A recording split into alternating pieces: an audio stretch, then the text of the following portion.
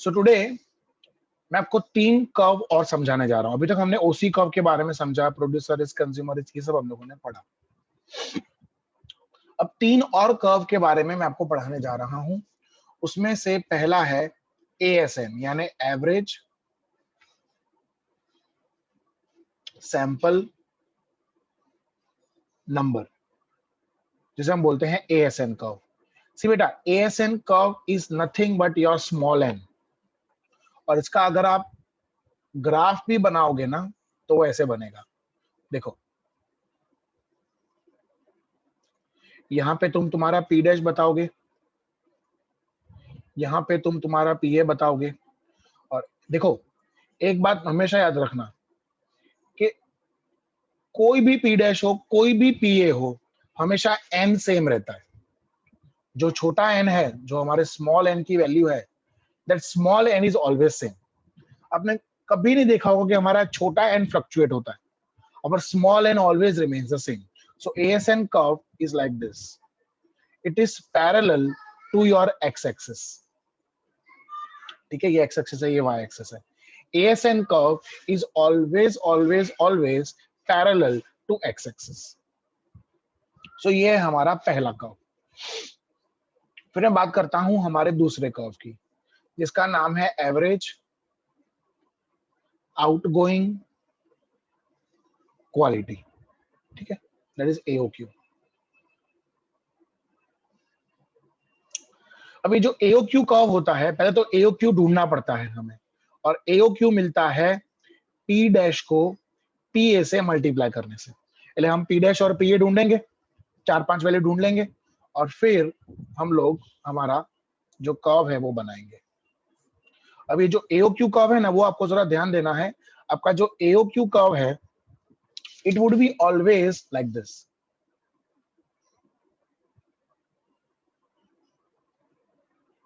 मतलब ये बढ़ता जाएगा इनिशियली।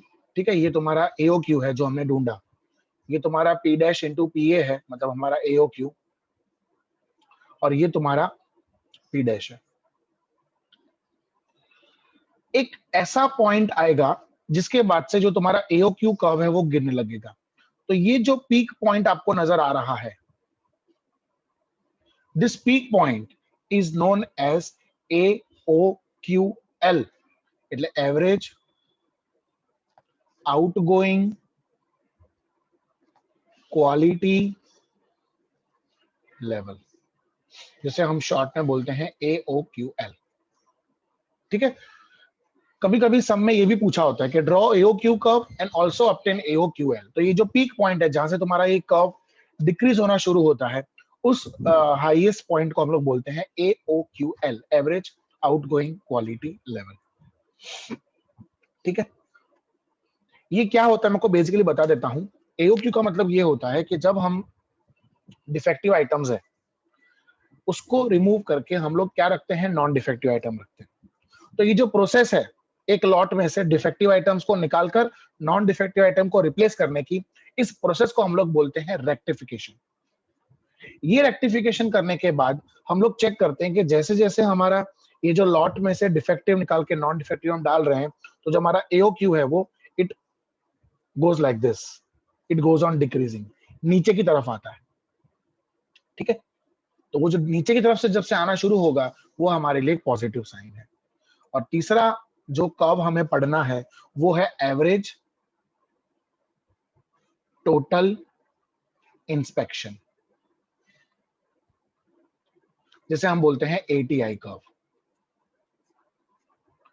अब ये ATI को ढूंढने की भी फॉर्मूला है। ATI को ढूंढने की फॉर्मूला है small n plus capital N minus small n into 1 minus PA।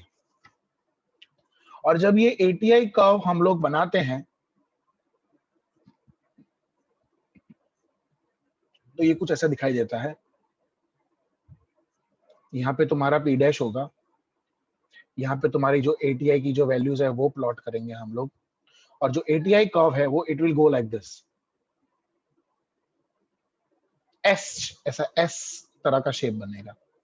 So this is your ATI curve.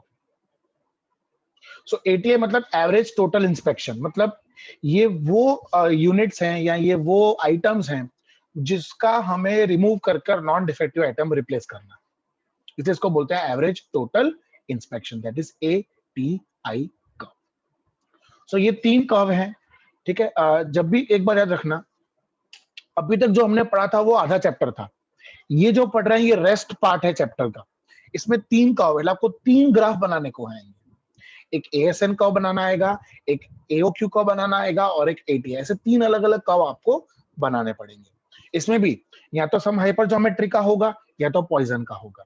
अगर हाइपर ज्योमेट्री का होगा तो वो 200 से कम होगा, n हमारा बड़ा, और पॉइजन का होगा तो 200 से ज्यादा होगा। So let us start the sums. चल, सम number 27 which is on page number 170। ठीक है, क्या लिखा है? Draw ASN, AOQ, ATI curves for a single sampling plan 100, 10 and 0, and also find AOQL. So bolo, your capital N is 100, your small n is 10, your C is 0, so your D is 0, so your PA will be P0. अब यहाँ पे मुझे बेटा मुझे P dash खुद लेना है क्योंकि इसमें P डैश तो दिया नहीं होता, so I will have to find or I will have to suppose P dash. ये बड़ा क्यों बना रहा है आप समझ गए हो, क्योंकि मेरे को तीनों कर्व पूछे। ओके, सबसे पहले 0,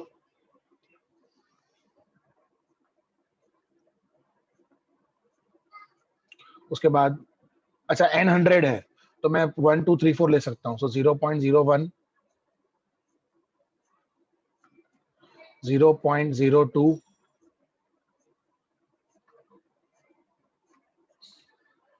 0.03,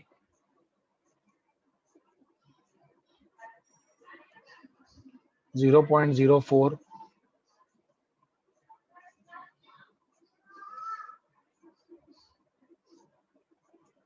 0.05, ठीक है। और उसका हम लोग ढूंढेंगे PA, 0 का तो 1 ही होता है, तो मुझे पहले 0.01, 0.02 इन सबका PA ढूंढना पड़ेगा। तो चलिए सबसे पहले फॉर P डैश 0.01, ठीक है। सो बोलो उसके लिए सबसे पहले बड़ा n, सो बड़ा n है 100, उसमें से defective and non defective. Defective यानी NP डैश और नॉन डिफेक्टिव यानी n minus NP dash. So my n is 100 and my P dash is 0.01. So my defective is 1. So this is 100 minus 1. So that is 99. और जो छोटा n है वो क्या है? छोटा n क्या है बेटा अपना 10, उसमें से डिफेक्टिव बराबर and non defective.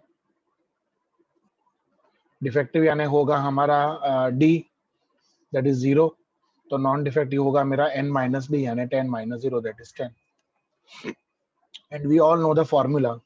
The formula of PD is NP dash CD into n minus NP dash Cn minus D divided by NCn. तो चलिए फिर लेट अस स्टार्ट, पहले P0 ढूंढ लेते हैं अपने। सो बोलो P0 would be 1C0 99C10 upon 100C10. So let us solve this. एक ही सॉल्व करना होता है इसमें तो, ठीक है।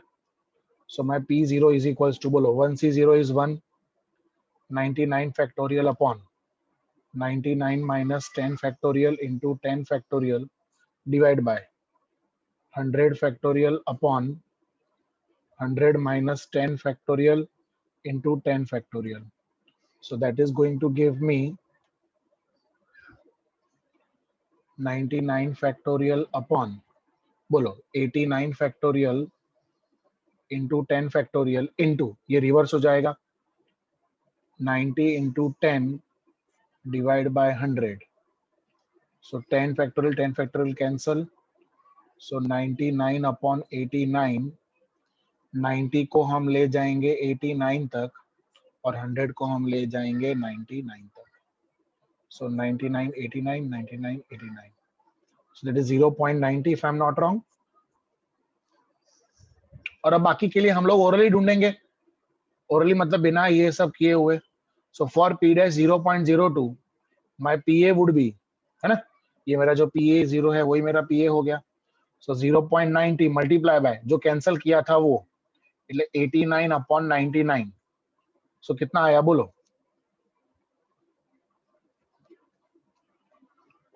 बोलो. 0.90 into 89 divided by 99. Is it 0.81? Yes, sir. Yes, sir. Okay, आप लोग भी आंसर दे सकते हो. हाँ. So for P dash 0.03, my PA would be 0.81 multiply by, reduce करना है 88 और ये reduce करना है 98. So बोलो कितना आया?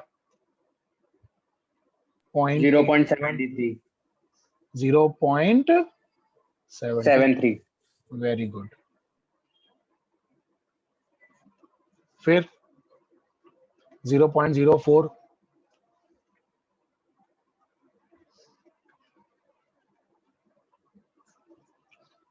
बोलो 0.73 multiply by 87 upon 97.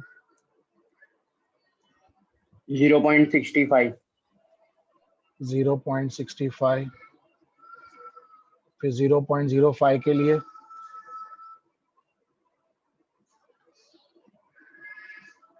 0.65 into 86 upon 96.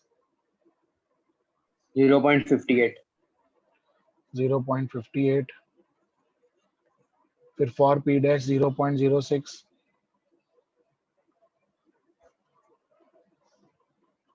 बोलो 0.58 into 85 upon 95.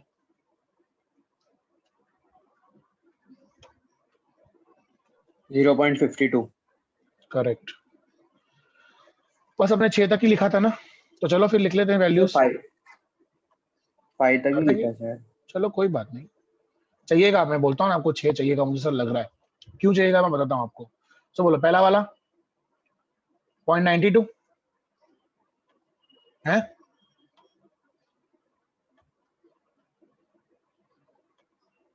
सॉरी 0.90, 0.73, 0.90, 0.73, 0.65, 0.58 और 0.52. सही लिखा ना मैंने? Yes sir. अब बेटा मुझे ढूंढना है, सुनो, AOQ और ATI. तो पहले मैं ढूंढता हूं AOQ. सो AOQ यानी P dash into PA. सो बोलो P dash into PA એટલે ये 0. फिर ये बोलो कितना हुआ? 0.01 into 0.90. 0.009. 0.009. फिर 0.02 into 0.73. 0.73. 0.0146. 0.146 चले मैं 15 ले लूंगा बेटा, ठीक है? Okay sir. ठीक है. फिर नेक्स्ट क्या है? 0.03 into 0.65. Is it 0.0195? ले 20 ले लूं. फिर 0.04 into 0.58 એટલે 0.23. गलत, 0.023 ध्यान रखना बेटा. Yes. 0.05 into 0.52. It is 0.026. और बेटा हमको 0.06 भी लेना पड़ेगा. क्यों लेना पड़ेगा? सुनो ध्यान से. Look at your AOQ. देखो पॉइंट के बाद ये दो डिजिट ये भूल जाओ. ये देखो 9 है, फिर 15 है, फिर 20 है, फिर 23 है, फिर 26 है. इन शॉर्ट AOQ कर्व घटना भी चाहिए. एक पीक पॉइंट आने के बाद AOQ नीचे गिरना चाहिए. ये नहीं गिर रहा, तो और आपको आगे जाना पड़ेगा। तो अच्छा हुआ ना ढूंढ लिया था आपने ने। सो 0.58, 0.52,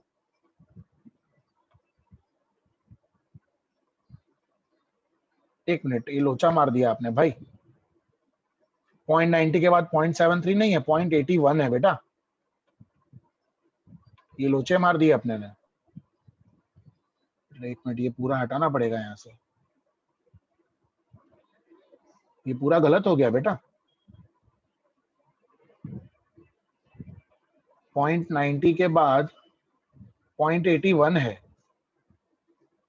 ये 0.81 है, फिर 0.73 है, फिर 0.65 है, फिर 0.58 है, फिर 0.50 क्या था 52. सो ये 0.06। देखो ऐसे लोचे मारते हैं।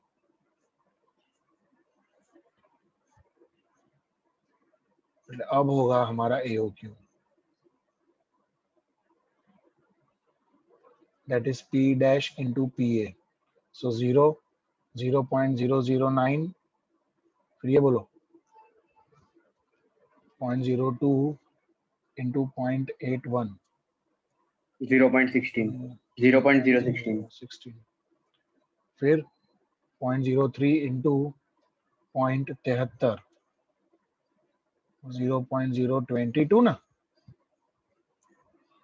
0.04 into 0.65, 0.026। ये देखो बढ़ता ही जा रहा है, जब तक घटता नहीं है तब तक आपको करते ही जाना पड़ेगा।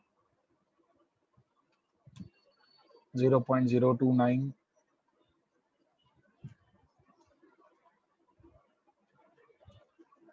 0.031। आई एम सॉरी बट आपको और आगे जाना पड़ेगा। चलो, so for P dash 0.07, so my PA would be 0.52 into 84 upon 94, बोलो 84 upon 0.46, 0.46।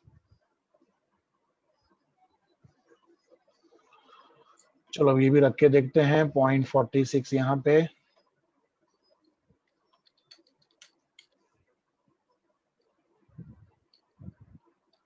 कितना हुआ 0.07 into 0.46, इट इज 0.032, और आगे जाना पड़ेगा।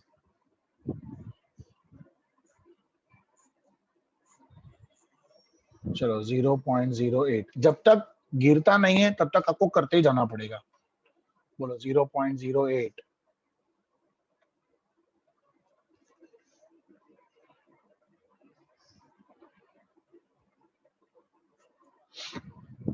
बोलो 0.46 into 83 upon 93, बोलो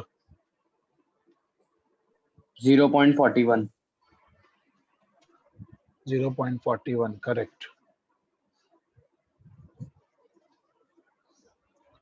So 0.41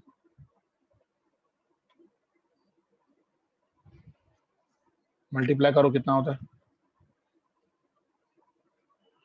0.0.033, अरे बाप रे, और आगे जाना पड़ेगा 0.09,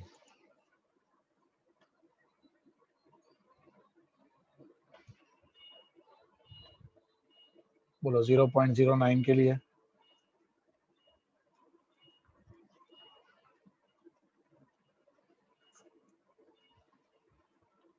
0.41 into 82 upon 92, 0.37. 0.37, करेक्ट। तो बोलो 0.37 into 0.09,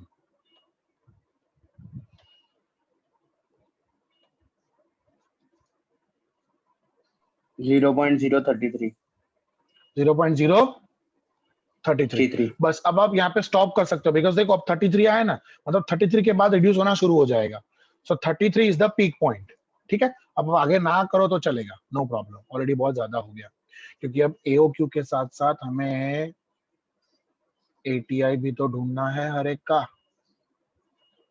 सो बोलो ATI, that is small N plus capital N minus small N into 1 minus P A. चलो बोलते जाओ। अब बेटा सबका एन तो 10 ही रहने वाला है, तो मैं सब में 10 10 10 लिख देता हूं।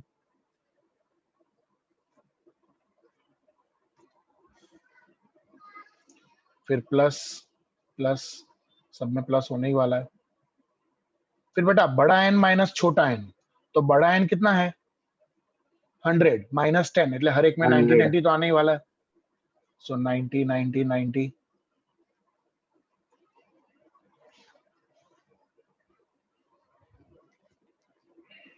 ठीक है, इनटू 1 माइनस पी ए।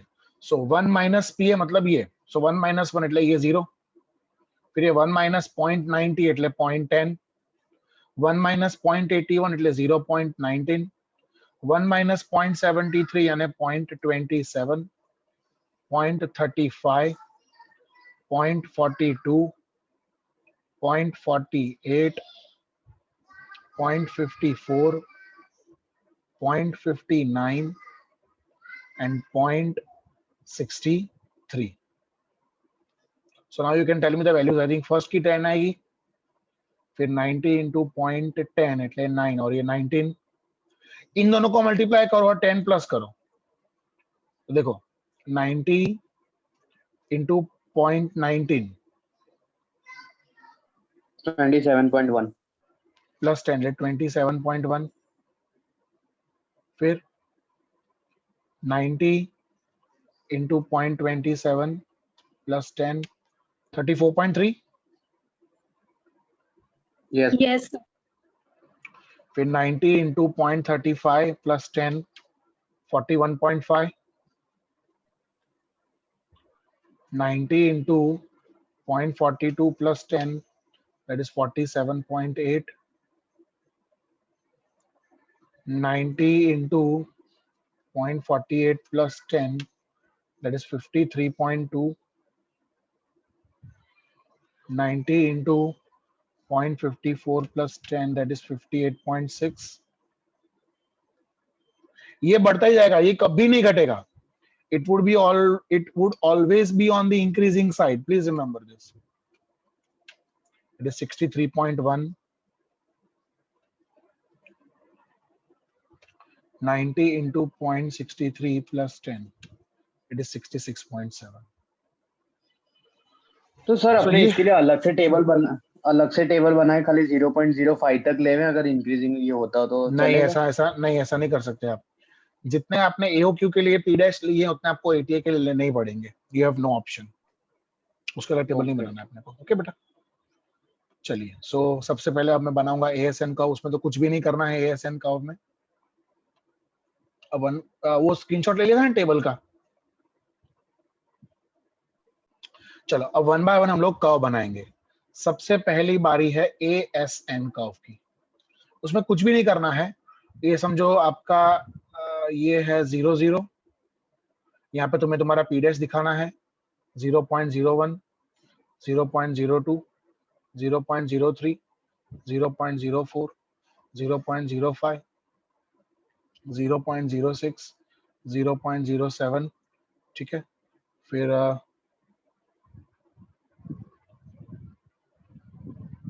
आपको 10 तक ले जाना है 0.08, 0.09 तक आपको ले जाना है. ठीक है.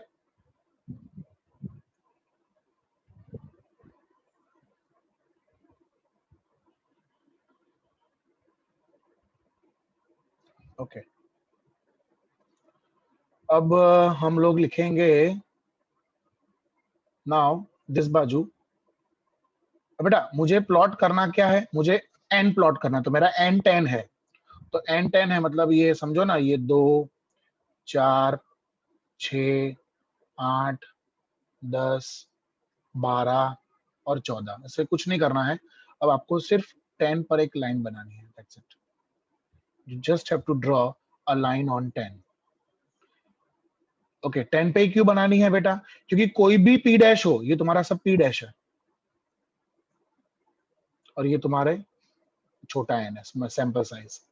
कोई भी p डैश हो, तुम्हारा n 10 था, 10 है और 10 ही रहेगा। So it is not going to change. बस ये है तुम्हारा ASN कर्व। That's it. ठीक है। अब ASN के बाद आता है दूसरा कर्व तुम्हारा, जिसका नाम है AOQ curve. So now we'll talk about second curve, that is AOQ curve. अब इसमें जरा ध्यान से बेटा, AOQ कर्व में, okay, in this AOQ curve we will have to plot the points of AOQ. ध्यान रखना, अब इसमें n नहीं है, मुझे यहाँ पे AOQ का पॉइंट्स प्लॉट करना है। ठीक है, तो ये कैसे होगा देखो। अच्छा, AOQ में हाईएस्ट क्या है हमारा? 0.0333 हाईएस्ट है ना? Yes sir. और लोएस्ट क्या है? 0। लोएस्ट है 0 और 0.033 तक जाना है, तो दो का डिस्टेंस लेता हूं मैं। कैसे देखो, 0.002, 0.004, 0.006, 0.008, 0.010, 0.012, 0.014, 0.016, 0.018, 0.020, 0.022, 0.024, 0.026, 0.028, 0.030, बराबर। दो और लेने हैं।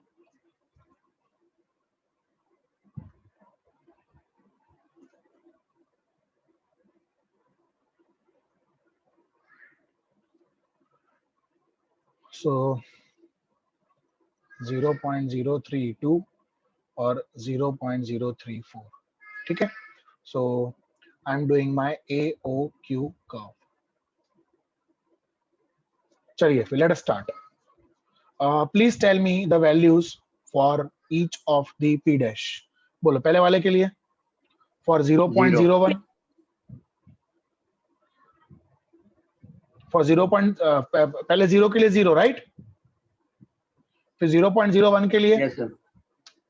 0.01 के लिए 0.009, 0.009, ये रहा ओवर हियर, 8 और 10 के बीच में। फिर 0.02 के लिए 0.016, 0.016, फिर 0.03 के लिए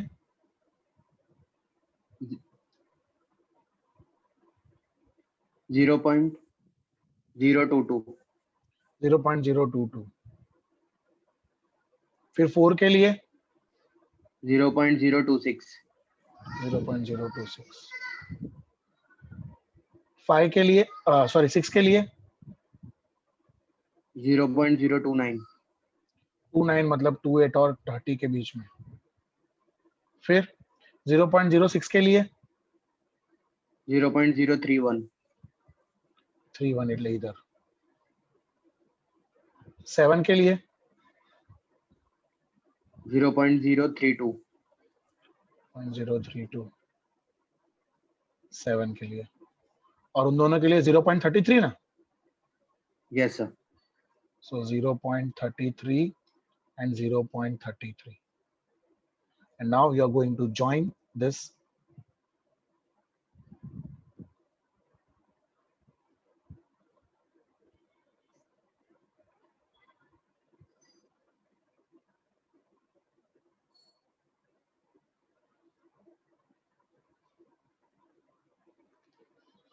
ठीक है, and you will say कि at 0.09, ठीक है, at 0.09 you can see है ना, 0.09 के लिए सी आई शो यू, ये तुम्हारा जो पीक पॉइंट है, ठीक है, ये थोड़ा 0.09 की तरफ नहीं जा रहा बट हम कर देंगे उसको।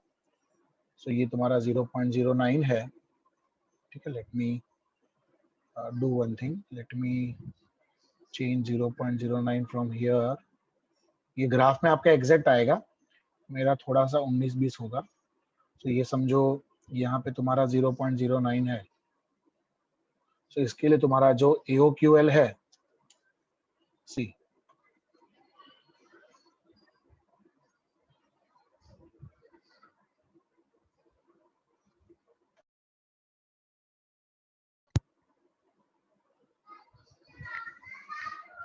बराबर, ये तुम्हारे स्ट्रेट लाइन अगर आप जाने दोगे इधर से तो तुम्हारा 0.33 आएगा, लाइक दिस। और ये जो आया तुम्हारा, ये जो तुम्हारा पीक पॉइंट आया, ये जो तुम्हारा हाईएस्ट पॉइंट आया, इसी हाईएस्ट पॉइंट को हम लोग कहते हैं AOQL, average outgoing quality level. This is the AOQL, that is 0.033, क्योंकि इसके बाद जो तुम्हारा कर्व है वो स्टीपली नीचे जो है वो डिक्रीज होता है। स्टिल एक और कर्व बाकी है, and that curve is ATI curve. So my third curve is average total inspection, એટલે ATI.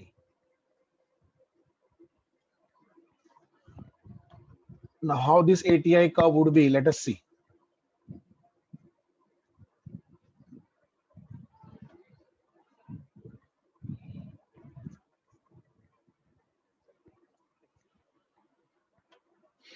चलो मुझे ATI में हाईएस्ट और लोएस्ट क्या है जरा बताना ना,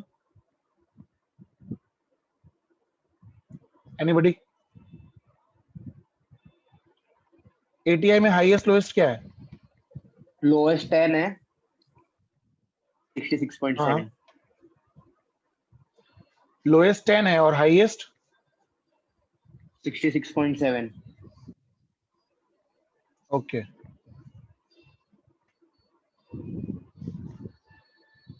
तो 5-5 का गैप लेवे।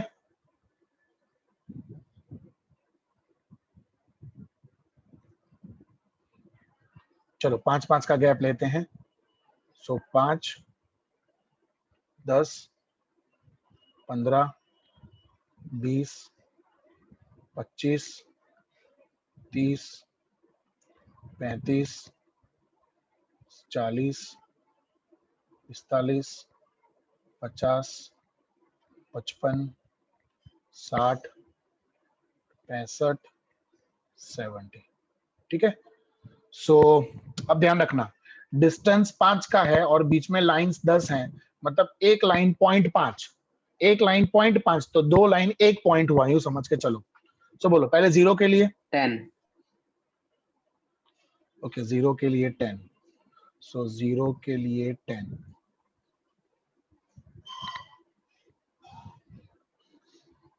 फिर 0.01 के लिए 19, 19 એટલે आएगा, समझो ना 20 के नीचे 2 लाइन। सो आप ग्राफ में देख लेना, 20 के नीचे 2 लाइन, फिर 27.1, 27.1। अब 27.1 को भूल जाओ, 27 ले लो, क्योंकि 0.1 पॉसिबल नहीं है, क्योंकि हमने ग्राफ ऐसा बनाया हुआ है। सो 25 के ऊपर 4 लाइन, सो 25 के ऊपर 4 लाइन, फिर 0.03 के लिए 34.3, 34 ले लूंगा मैं। सो 35 के नीचे 2 लाइन, फिर 0.04 के लिए 41.5, I will take 41 या 42, दोनों में से कोई भी ले सकते हो, 0.5 है तो आई टेक 41। सो 40 के ऊपर 2 लाइन, फिर 0.05 के लिए 47.8, तो 47.8 है, मैंने 49 ले लूंगा, तो 50 के नीचे 2 लाइन, सर 48 हो जाएगा ना, 40, तो 50 के नीचे 47.8 है, 40, 47.8 है, हाँ तो 48 होगा, सॉरी। हाँ तो 50 के नीचे 4 लाइन, तो 50 के नीचे 4 लाइन। बोलो फिर 6 53.2, के लिए 0.06 के लिए 53.2, 53.2, तो आई टेक 53, तो 50 के ऊपर 6 लाइन। हाँ जी, फिर 7 के लिए 58.6, 58.6, आई टेक 59, तो 60 के नीचे 2 लाइन, 60 के नीचे 2 लाइन। फिर 63.1, 8 के लिए 63.1, तो 63 ले लूंगा मैं, 63 ले लूंगा, એટલે 65 के नीचे 4 लाइन। फिर 0.09 के लिए 66.7, आई टेक 67, तो 70 के नीचे 6 लाइन। ये घटना नहीं चाहिए, ये बढ़ते ही रहना चाहिए। See this is your curve.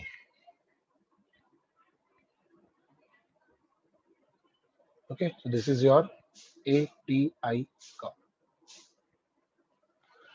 So here your some is over. इसमें 3 कर्व आए, एक ASN, एक AOQ और एक ATI और एक AOQL। ठीक है,